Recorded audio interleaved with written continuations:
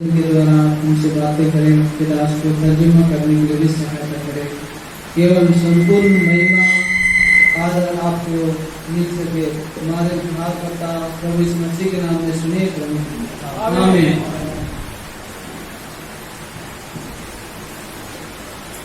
बहुत से सेवक लोग को मेरा नाम मालूम है, लेकिन कुछ सेवकों को मालूम नहीं है।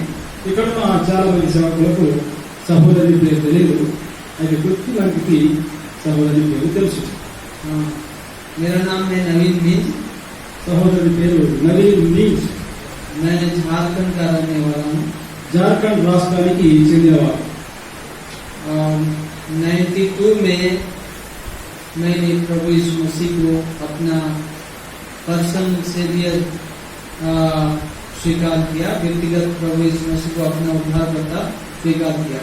1992వ సంవత్సరం సహోదరుడు యేసుక్రీస్తు వారిని తన సొంత రక్షకునిగా అంగీకరించారు. मैं एक नामधारी मसीही था ఒక నామకార్థపు క్రైస్తవుడిగా ఉన్నాడు. और 93 में बपतिस्म लिया। 93 में बपतिस्म लिया। 33వ సంవత్సరం బాప్తిస్మం తీసుకున్నాను. उसके बाद में कई संस्थाओं में भी गया। దాని తర్వాత ఎన్నో సంస్థలకు వెళ్ళినాడు. और कुछ अपना स्कूल भी चलाया। ఒక స్కూల్ కూడా నడిపించినాడు. लेकिन प्रभु ने मुझे अपना सेवा के लिए बुलाया। అయితే దేవుడు తన సేవకులకై పిలిచినాడు. और मैं इसे 99 में मैं झारखंड में पूरा सेवा के लिए आया। 1999వ సంవత్సరం జార్ఖండ్ లో ఒక ప్రాంతంలో పూర్తి సేవకులకై వచ్చినాను. और प्रभु का वचन के द्वारा फिर मैं इधर हैदराबाद हेब्रोन 2001 में आया। దేవుడి వాక్యాన్ని అనుసరించి హైదరాబాద్ హెబ్రోన్ కు 2002వ సంవత్సరం వచ్చినాను. उसके बाद फिर उसी साल में 2001 में ही ईयर एंडिंग मिनिस्ट्री के लिए भोपालपट्टनम छत्तीसगढ़ गया। 2000 సంవత్సరం హైదరాబాద్ వచ్చినాడు. 2001వ సంవత్సరం భూపాలపట్నం అంటే ఛత్తీస్గఢ్ లో భూపాలపట్నానికి సేవ కొరకై మరి నూతన సంవత్సర పరిచర్య కొరకై రావడం జరిగింది. और वहीं रह गया। मैं करीब 14 साल तक वहाँ पर सेवा किया। తర్వాత అక్కడే 14 సంవత్సరాల వరకు సేవ చేస్తా వచ్చినాడు. वहीं पर मेरा मैरिज भी हुआ। అక్కడే వివాహం కూడా జరిగింది. उसके बाद में मैं इधर दिल्ली गया। తర్వాత हरियाणा ఢిల్లీ ఆనుకున్న హర్యానాకు సేవ పనికి వెళ్ళడం జరిగింది. 2015 में 2015 సంవత్సరం 3 साल के बाद फिर मैं महाराष्ट्र आया। అక్కడ 3 సంవత్సరాలు ప్రభు సేవలో తర్వాత మహారాష్ట్రకు తిరిగి రావడం జరిగింది. अभी 3 साल महाराष्ट्र में हो रहा है। ఇప్పుడు 3 సంవత్సరాల నుండి మహారాష్ట్రలోనే ఉంటున్నాను. अभी प्रभु का वचन मुझे मिला सेवा के विषय में, और उसको लेकर मैं नया सेवा के लिए आरंभ किया। దేవుడి వాక్యం దేవుడు అనుగ్రహించినాడు. దాన్ని ఆధారం చేసుకొని కొత్త పరిచర్య అక్కడ ప్రారంభించడం జరిగింది. 1 सामुएल 11 का 14 के द्वारा प्रभु मुझसे बातें किया। మొదటి సమూయేలు 11వ అధ్యాయము 14వ వచనం ద్వారా దేవుడు మాట్లాడుతూ వచ్చాడు. और इस तरह से मैं उस सेवा को आरंभ किया। ఆ రీతిగా ఆ సేవను ప్రారంభించాడు. प्रभु से और पूछता गया तो और एक वचन दिया मुझे। దేవుని అడుగుతా వచ్చినప్పుడు ఇంకొక వచనం కూడా ఇచ్చినాడు. व्यवस्था विवरण 31 का 1 वचन। ద్వితీయోపదేశ కాండము 31 మొదటి వచనం. और इस तरह से और पूछता गया तो प्रभु और एक वचन दिया। ఆ రీతిగా దేవుడిని అడుగుతా వచ్చాము, ఇంకొక వచనాన్ని ఆయన ఇసుకొచ్చాడు. प्रेरितों के काम 18 का 9 को। అపోస్తల కార్యములు 18వ అధ్యాయము 9. तो ये सब बच्चों को लेकर हम फैमिली सहित 2 महीना से चंद्रपुर में रेस्ट में हैं। ఈ వచనాన్ని ఆధారం చేసుకుని చంద్రపూర్ ప్రాంతంలో సేవను ప్రారంభించడం జరిగింది. ये बिल्कुल नया सेवा है, किसी के साथ उतना संबंध भी नहीं है।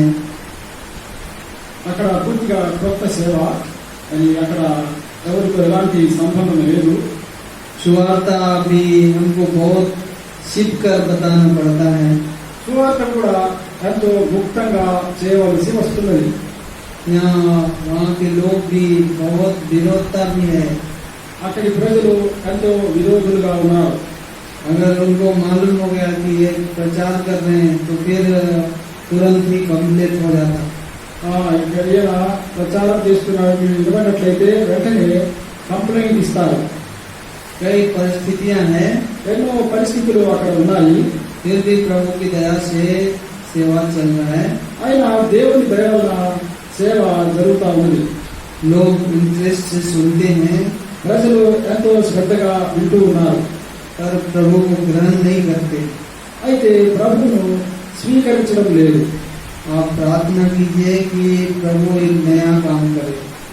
దేవుడు ఒక కొత్త పని, నూతనమైన పని చేయనట్టు మీరు ప్రార్థన చేయండి. तो ये मेरी छोटी सी गवाही है। ఇది సంఘం విషయమైన చిన్న మనవి. अब हम लोग थोड़ा प्रभु का वचन में ध्यान करेंगे। प्रार्थना में जाने से पहले ప్రార్థన చేయకుండా ముందు దేవుని వాక్యంలో కొన్ని విషయాలు మనం ధ్యానం చేసుకుందాం. उत्पत्ति का पुस्तक ఉత్పత్తి ఆదికాండము उसका 5 अध्याय 5వ అధ్యాయము उसका हम पढ़ेंगे 21 से 24 तक। 21 నుండి 24 వరకు. ये सब हम एक कोई पढ़ सकते हैं इसको, ఇది మార్చి ఎవరైనా చదవచ్చు. कोई भी तेलुगु में पढ़ सकते हैं। ఎవరైనా కూడా తెలుగులో చదవగలరు. ఆనోకు 60 ఏళ్ళు బతికి చదవండి. ఆనోకు 65 ఏళ్ళు బతికి మెతూషేలను కనడం. ఆనోకు మెతూషేలను కనిన తర్వాత 300 ఏళ్ళు దేవునితో నడుచుచు కుమారులను కుమార్తెలను కనెను. ఆనోకు దినములన్నీ 360 ఏళ్ళు.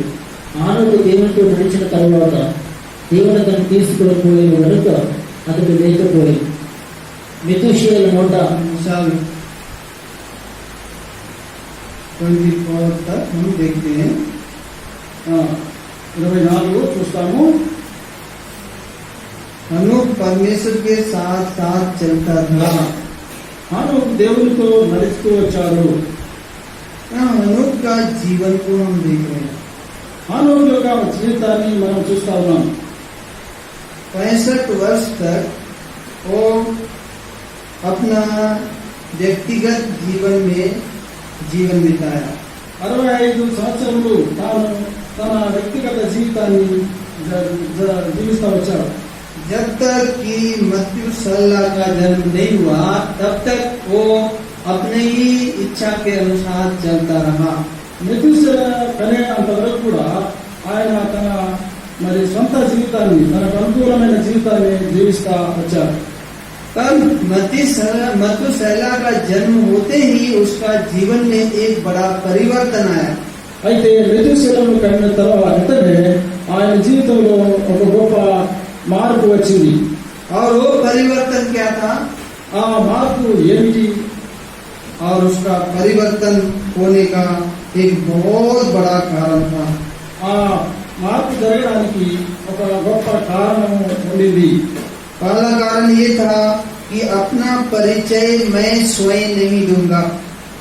మొదటి కారణం ఏంటంటే अपना आइडेंटिफाई, अपना परिचय दूसरों को मैं स्वयं नहीं दूंगा।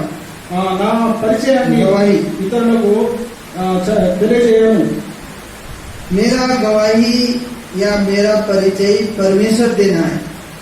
నా గురించిన సాక్ష్యం నేను ఇవ్వకూడదు, నా సాక్ష్యాన్ని దేవుడే తెలియజేయాలి. और उस दिन से एक अच्छा पक्का निर्णय उसने लिया। ఆ దినం నుండి ఒక మంచి నిర్ణయాన్ని ఆయన చేసుకున్నారు. और उसने प्रार्थना के साथ आरंभ किया। ఆయన ప్రార్థనతో కూడా ఈ విషయం ప్రారంభించాడు. विश्वास के साथ इस गवाही को बनाए रखने के लिए कोशिश किया। విశ్వాసం ద్వారా ఈ యొక్క సాక్ష్యాన్ని కాపాడుకోవడానికి ప్రయత్నం చేసినాడు. और परमेश्वर को प्रसन्न करने के लिए उसने सोचा।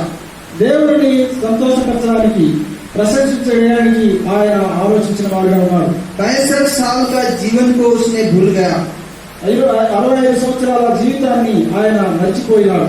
और एक नया जीवन आरंभ किया. ఆయన ఒక నూతనమైన జీవితాన్ని ప్రారంభించినాడు. जब उसने आरंभ किया तो उसको मालूम भी नहीं था कि मैं 300 साल तक परमेश्वर के साथ चल पाऊंगा. ఆయన ఆ జీవితాన్ని ఆరంభించినప్పుడు ఆయన కూడా ఎరగలేదు 365 దినాలు నేను దేవునితో నడుస్తానని. और उसने लगभग 300 साल तक परमेश्वर के साथ चलता रहा. ఆయన 300 సంవత్సరాలు దేవునితో నడుస్తూ వచ్చారు. कहने का मतलब ये है कि जब हम निर्णय करते हैं तो हनुक के समान पक्का निर्णय करना चाहिए. మనకు చెప్పబడేది ఏంటంటే మనం ఎప్పుడైనా నిర్ణయం చేసుకున్నప్పుడు ఆ హానోకు వలె సరి అయినటువంటి నిర్ణయం చేసుకోవాలి. हमारा जीवन जो है जब मैं इस काम को आरंभ कर रहा हूँ तो अंत के दिन तक ये बना रहना. ఈ కార్యాన్ని నేను ప్రారంభిస్తున్నాను కనుక అంతం వరకు ఇది స్థిరంగా ఉండాలి అని నిర్ణయం చేసుకోవాలి. विश्वास के साथ हमको हनोक के समान चलना चाहिए. విశ్వాసం ద్వారా హానోకు వలె మనము నడవాలి. हो सके हम सेवा में हैं इसलिए हमारी कई कठिनाइयां परीक्षाएं आ सकती है. మనము సేవలో ఉన్నాం కనుక అనేక కఠినమైనటువంటి పరిస్థితులు వస్తాయి. संसार है, परिवार है और संसार के लोग हैं. ఈ లోకం ఉన్నది, మరి కుటుంబం ఉన్నది, ఈ లోక సంబంధమైన ప్రజలు ఉన్నారు. कई तरह की परिस्थितियां हमारे बीच में आ सकती है. మన మధ్యలోనికి ఎన్నో రకాల పరిస్థితులు రావచ్చును. लेकिन हमारा जो सेवा का बोझ परमेश्वर ने दिया है उसको लगातार करना है. అయితే సేవను ఇచ్చిన భారాన్ని, దేవుడు ఇచ్చిన భారాన్ని మనం నిరంతరము నడిపించాలి. हनुक के सामने भी कई समस्याएं आ रहा था. మానవ జీవితంలో కూడా ఎన్నో మరి ఆటంకాలు పరిస్థితులు వచ్చినాయి. पर उसने एक वचन को अपने जीवन में ठान लिया था. అయితే ఆయన ఒక మాటను ఆయన జీవితంలో నిలబెట్టుకున్నవాడుగా ఉన్నాడు. इब्रानियों की पत्री 11 अध्याय 5 वचन में हम देखते हैं. ఎబ్రీయులకు రాసిన పత్రిక 11వ అధ్యాయము మొదటి వచనం మనం చూస్తాం. 11 11వ అధ్యాయము 5వ వచనం. విశ్వాసం ఉన్నది, విశ్వాసము అన్నది నిరీక్షింపబడు వాటి యొక్క నిజ స్వరూపము అదృశ్యమైనది, విన్నవనకు రుజువై ఉన్నది. దాన్ని బట్టి పెద్దలు సాక్ష్యం పొందింది. ప్రపంచములు దేవుని వాక్యం వలన నిర్మాణమైనవి, అందుని బట్టి దృశ్యమైనవి కనబడేది. 5 విశ్వాసమును బట్టి ఆమెకు మరణము చూడకున్నట్లు కొనిపోబడి అతడు కొనిపోబడి మునుపు దేవునికి ఇష్టమైన సాక్ష్యం పొందాను. కాగా దేవుడు అతను కొనిపోయాడు, అతడు కనబడలేదు. విశ్వాసం లేకుండా దేవునికి ఇష్టడైన అసాధ్యము. దేవుని యొక్క కూర్చువాడు ఉన్నాడని తమ ఎదుగు వారికి విశ్వాసం బట్టి చాలు. यहाँ पर हम देखते हैं हनोक के विश्वास के बारे में. ఇక్కడ హానోకు యొక్క విశ్వాసం గురించి మనం చూస్తాము. उसको मालूम था कि मैं मृत्यु को नहीं देखूंगा. ఆయనకు తెలుసు నేను మరణాన్ని రుచి చూడనని. मेरा परमेश्वर मुझे मृत्यु तक नहीं लेके जाएगा. నా దేవుడు నన్ను మరణం వరకు తీసుకొని వెళ్ళడు. मैंने एक नया निर्णय लिया. నేను ఒక నూతనమైన తీర్మానం చేసుకున్నాను. मैं अपना गवाही स्वयं नहीं दूंगा. నేను నా సాక్ష్యాన్ని నాకు నేనుగా ఇవ్వను. लेकिन एक समय आएगा परमेश्वर है ही मेरा गवाही देगा. అయితే ఒక సమయం వస్తుంది, దేవుడే నన్ను గురించిన సాక్ష్యాన్ని ఇస్తాడు. वो कैसा चलता था परमेश्वर के साथ वो किसी को भी मालूम नहीं पड़ता था. ఆయన దేవుడితో ఎలా నడుస్తూ వచ్చాడో ఎవరికి తెలియకుండా ఉండింది.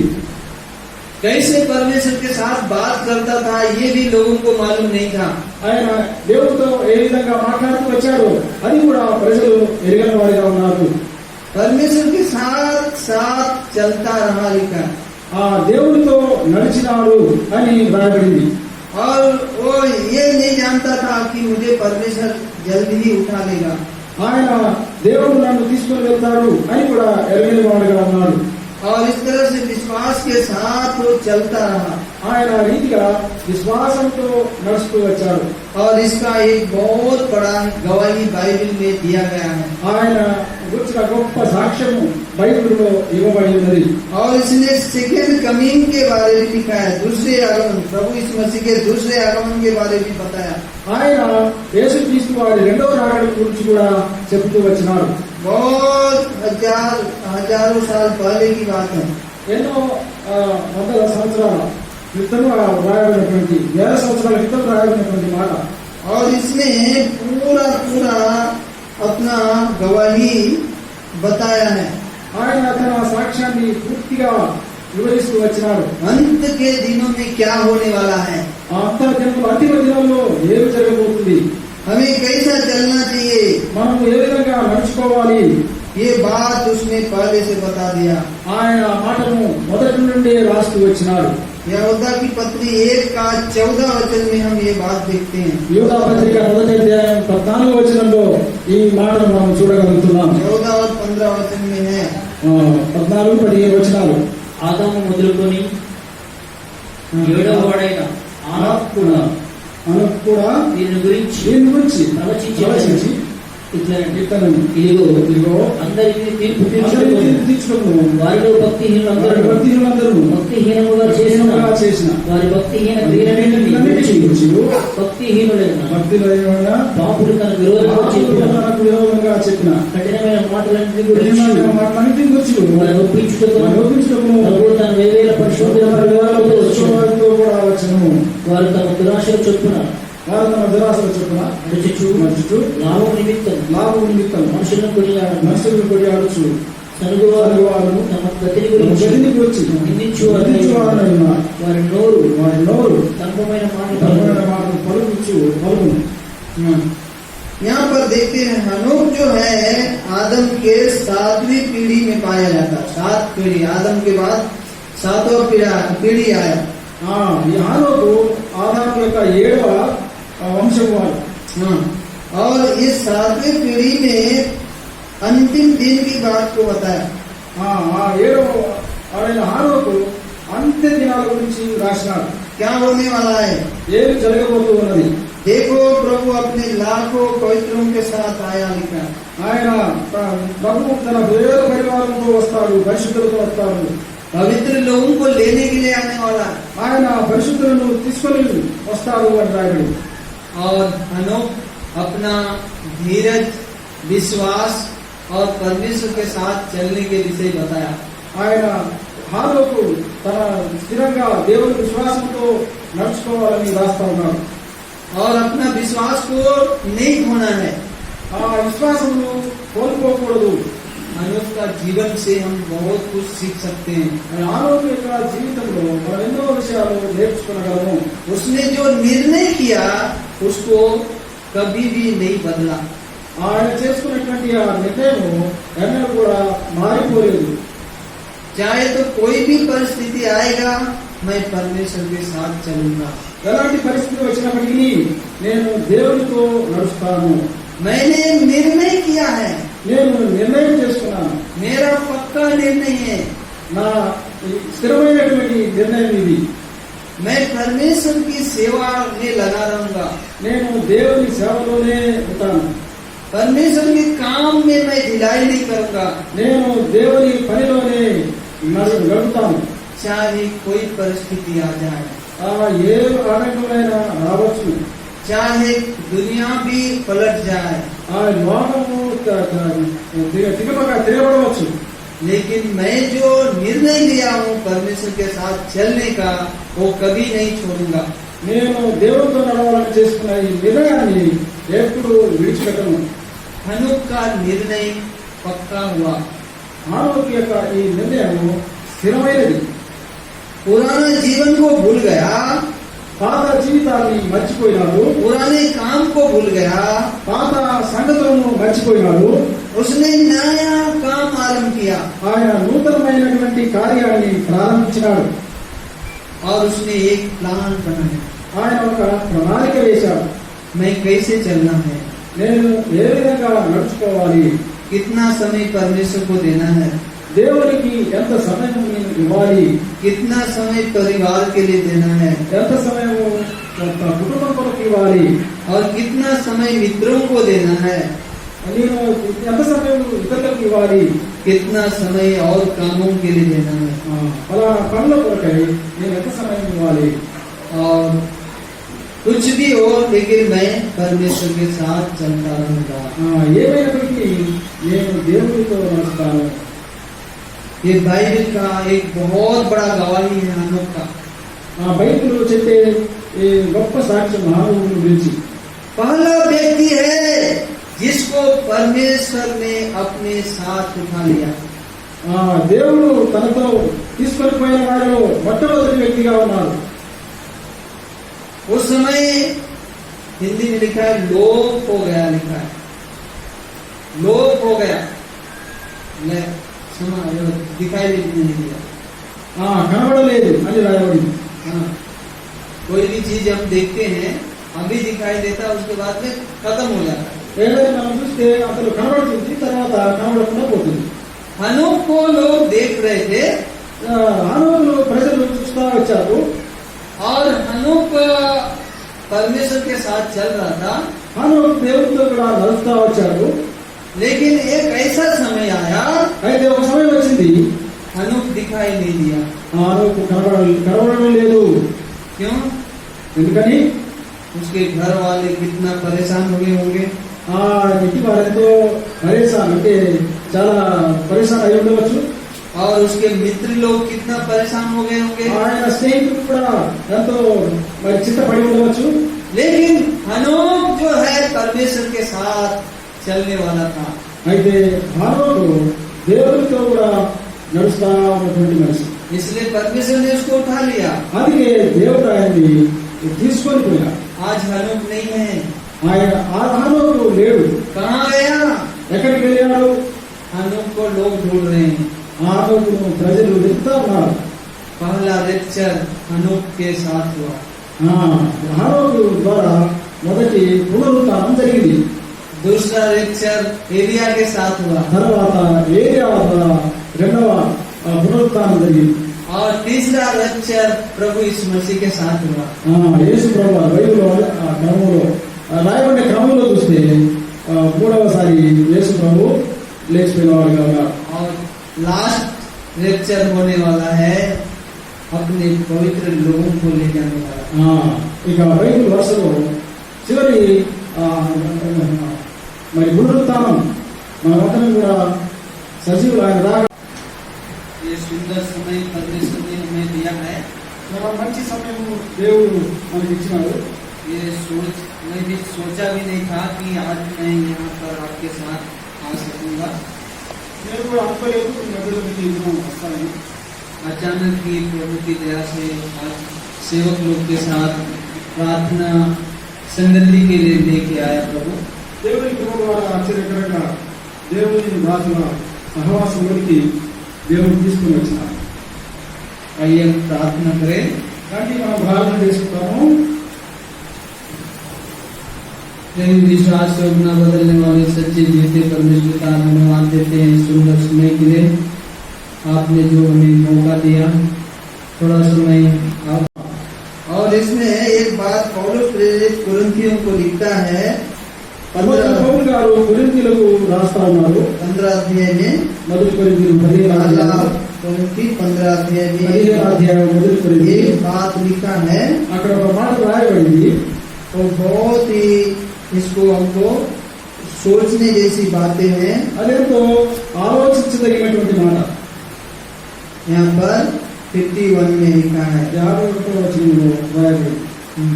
ఇదిగో నీకు ఒక మరము తెలుపుతున్నాను, మనమందరం వ్యక్తించము కానీ నిమిషంలో ఒక రెప్పపాటున కడపూరం రోగ కానీ మనమందరము మార్పు పొందుము. यहाँ पर भेद की बातें लिखा हुआ है, ఇక్కడ నువ్వు మర్మము తెలియజేస్తున్నావు అంటున్నాడు. छिपा हुआ बात है। ఇక్కడ మర్మముగా ఉన్నటువంటి విషయం. एक व्यक्ति जिंदा है और प्रभु जब आएगा तो बदल जाएगा। జీవించుతున్నటువంటి మనిషి ప్రభు అయిన యేసు వచ్చినప్పుడు మార్పు చెందుతాడు. जैसे हनोक को बदल के अपने पास ले गया, మానవులను మార్చి తన యొక్కకు తీసుకుని వెళ్ళినట్టుగా, जैसे एलिया को उसने बदल कर अपने साथ लेके गया, ఏలియాను మార్చి తన సన్నిధికి తీసుకుని పోయినట్టుగా प्रभु यीशु मसीह अपने शरीर को स्वयं बदल कर अंदर चला गया। ప్రభు అయిన యేసుక్రీస్తు వారు తన శరీరం స్వయంగా మార్చబడినదై ఆయన పరలోకానికి వెళ్ళినాడు. ऐसे ही हर एक पवित्र लोग, हर एक विश्वासी को बदलने के लिए जा रहा है प्रभु। ప్రతి విశ్వాసిని, ప్రతి పరిశుద్ధిని మార్చడానికి ప్రభు అయిన యేసుక్రీస్తు వారు వస్తున్నారు. लेकिन ऐसी बदल देगा हम नहीं सोच सकते, ऐसी बदल देगा ऐसा नहीं सोचना। ఆ రీతిగా మార్చబడడం మనం ఆలోచించకూడదు. लेकिन ये सोचना कि हनोक कैसे बदला गया। అయితే ఇది మనం ఆలోచించాలి, హనోకు ఎలా మార్చబడ్డాడు. उसने जो निर्णय लिया उसने वो निर्णय को पक्का, ఆయన తీసుకున్న నిర్ణయము స్థిరంగా ఉన్నది. और उस निर्णय के आधार पर अपना जीवन को बिताया। ఆ నిర్ణయాన్ని ఆధారం చేసుకొని తన జీవితాన్ని జీవిస్తా వచ్చాడు. हम सेवक लोग सेवा के लिए आए और निर्णय लिए। మనము దేవుని సేవకులకు వచ్చినప్పుడు ఒక నిర్ణయంతో వచ్చాము. हनोक के समान बोझ के साथ और पक्का निर्णय के साथ हम लोग आगे बढ़ना। హనోకు వలె ఒక స్థిరమైన నిర్ణయంతో మనము ముందుకు సాగాలి. और हमारी जो बोझ है, एक दूसरे का प्रार्थना का बोझ या समस्या है, उसको प्रभु के सामने रखना। మనకున్నటువంటి ఆ భారాలను ప్రభు సన్నిధిలో తెలియజేయాలి. हनोक की गवाही सुनकर हम एक बात सीखते हैं, హనోకు యొక్క సాక్ష్యాన్ని విని మనం ఒక మాటను నేర్చుకోవచ్చు. उसकी जो गवाही है उससे हम सीख सकते हैं। ఆ సాక్ష్యం ద్వారా మనం నేర్చుకోవచ్చు. और प्रभु अपने लाखों पवित्रों के साथ उतर आया। ఆయన వేవేల పరిస్థితులతో ఆయన వచ్చినాడు, దిగి వచ్చినాడు. इससे हम समझ सकते कि वो कितना प्रार्थना करता था कि इतने पवित्र लोग होना है। ఆయన ఎంతగా ప్రార్థిస్తూ వచ్చినాడు అనేటువంటి విషయం అక్కడ అర్థమవుతా ఉన్నది. कितने लोग पाप में मरने वाले हैं, ఎంతో మంది పాపంలో నశించిపోతా ఉన్నారు. कितने लोग नरक में जाने वाले होंगे, ఎంతో మంది నరకానికి వెళ్తా ఉన్నారు. कितने लोग नोह के दिनों में जल प्रलय में समाप्त होने वाले हैं। ఎంతో మంది నోవా దినాల్లో జలప్రలయంలో సమాప్తమైతూ వచ్చారు. नोआ बचने के बाद नई सृष्टि होने वाला है। ఆ నోవా బ్రతికిన తర్వాత ఒక నూతన సృష్టి జరగవలసి ఉండేది. और नए सृष्टि में भी लोग पाप में गिरेंगे। ఆ నూతన సృష్టి అయిన తర్వాత కూడా మనుషులు పాపంలో పడిపోతారు. और वही हुआ, అలాగనే జరిగింది. लास्ट में प्रभु यीशु मसीह आया। చివరిగా యేసుక్రీస్తు ప్రభువు వారు వచ్చినారు. हनोक का कितना दूरदृष्टि था। హనోకు ఎంతో దూరదృష్టి కలిగి ఉండినాడు. उस समय महाजल प्रलय नहीं हुआ था అప్పటి వరకు ఆ జల ప్రళయం జరిగి ఉండలేదు. और लोग उस समय इतना सारे पापों में नहीं फंसे थे ఆ ప్రజలు అంతగా పాపంలో పడి ఉండలేదు. और लोग नरक में जाने के लायक भी नहीं थे। ఆ నరకానికి వెళ్లేవారుగా ఉండలేదు. यशायाह के दिनों में देखने से क्या है, యెషయా దినాల్లో చూసినట్లయితే ఏం జరిగింది? 5:13 में क्या लिखा है? 5వ అధ్యాయము 13వ వచనంలో ఏం రాయబడింది? యెషయా గ్రంథం 5వ అధ్యాయం 13వ వచనం.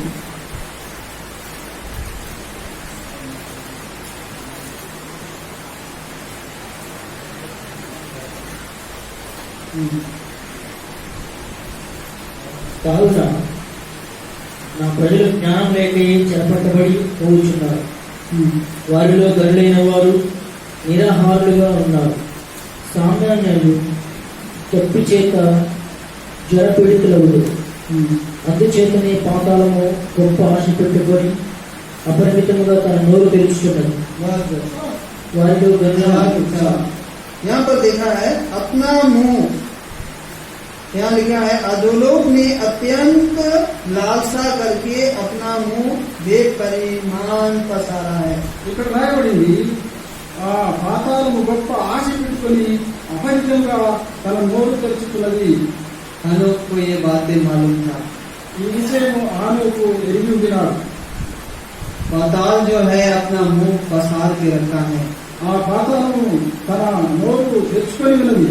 कितना लोग वहाँ पर जाने वाले हैं, ఎంతో మంది అందులోనికి వెళ్ళేవారుగా ఉన్నారు.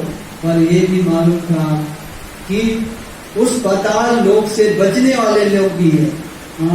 ఆ పాతాళం నుండి తప్పించుకునే వారు కూడా ఉన్నారు అని ఎరిగినారు. एक उद्धारकर्ता आने वाला है जो बचाने वाला है। అంతేకాదు ఒక రక్షకుడు రక్షించేవాడు వస్తాడని కూడా ఎరిగినారు. प्रभु यीशु मसीह आएगा और बहुतों को बचाएगा। ప్రభు యేసుక్రీస్తు వారు వస్తారు, అనేక మందిని రక్షిస్తారు. और अंत के दिनों की बातों को उसने प्रकट किया। అంత్య దినమున విషయాలు ఆయన తెలియజేస్తా వచ్చినారు. आज आत्मा इस बात से हमें क्या सिखाना चाहता है? దేవుని ఆత్మ ఈ మాటల ద్వారా మనకు ఏమి నేర్పించబోతున్నారు? यही सिखाना चाहता है कि जो भी निर्णय हम लेते हैं या जो भी काम करते हैं उसको पक्का करना। మనం తీసుకునే నిర్ణయం, మనం చేసే పని స్థిరంగా ఉండాలని తెలియజేస్తాను. परमेश्वर के साथ चलना है तो चलना है। దేవుడితో నడవాలని నిర్ణయం చేసుకుంటే నడవాలి. जब तक हम इस दुनिया में हैं तब तक हम परमेश्वर के लिए जीना है। ఈ లోకంలో జీవించేంత వరకు దేవుడి కొరకే జీవించాలి. सेवा के लिए हम अपने को अर्पण किए हैं तो अर्पण करके आगे बढ़ना है। దేవుడి సేవ కొరకే అర్పణ చేసుకుంటే ఆ అర్పణతోనే మనం ముందుకు సాగాలి. हर परिस्थिति में प्रभु के साथ हमको चलना है। అన్ని పరిస్థితులలో దేవుడితో నడవాలి. तब हम हनोक के समान आशीष पाएंगे, दूसरों का भी आशीष का कारण बनेंगे। అప్పుడే మనం హానోకు వలె ఆశీర్వాదం పొందగలము. ఆ ఆశీర్వాదము ఇతరులకు కూడా తెలియజేయగలము. और इस तरह से उसकी जो गवाही है हम कितना भी वर्णन करें थोड़ा ही होगा। ఆయన సాక్ష్యం గురించి మనం ఎంతగా వివరించుకున్నా అది కొంచెంగానే అనిపిస్తుంది. पहला व्यक्ति जो है स्वर्ग जाने वाला, ఆయన పరలోకానికి వెళ్ళినటువంటి మొదటి వ్యక్తి. जबकि आदम को जाना था। ఆదాముకు आदम और हवा उस स्वर्ग में पहले प्रवेश करना चाहिए था, స్వర్గంలో ఆదాములు ఉండవలసిన వారు. लेकिन वो लोग नहीं जा पाए। అయితే వాళ్ళు వెళ్ళలేకపోయినారు. पर హనోకు మాత్రము परमेश्वर के पास चला, దేవుని ఎదుకు మొదలుగా వెళ్ళిన వారుగా ఉన్నారు. जबकि परमेश्वर ने उसको हम और आपके समान ही जन्म दिया। మన వలనే ఆయన కూడా జన్మించినారు. लेकिन परमेश्वर के साथ चलने के कारण ही वो अपना स्थान में पहुंच गया। అయితే మరి దేవుడితో కూడా నడిచిన కారణం బట్టి దేవుడు ఆయన తీసుకొని వెళ్ళడం జరిగింది. तो आइए हम लोग एक सच्चा निर्णय के साथ प्रभु के साथ चलने का निर्णय करें। మనం కూడా మరి ఒక స్థిరమైన నిర్ణయం చేసుకొని దేవుడితో నడవాలి. प्रभु इस वचन में आशीष दे। దేవుడి మాటలను దీవించుకున్నాడు.